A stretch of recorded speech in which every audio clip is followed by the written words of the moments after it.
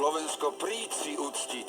Dnes obzvlášť aktuálny odkaz našich hrdinov a posolstvo účastníka SNP, pána Strmeňa. Chránte si mier, rodil sa ťažko.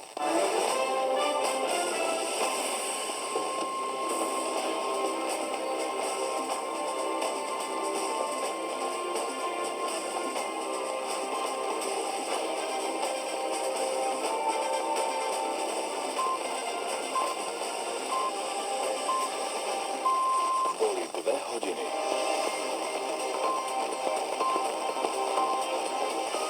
Správy Slovenského rozhlasu.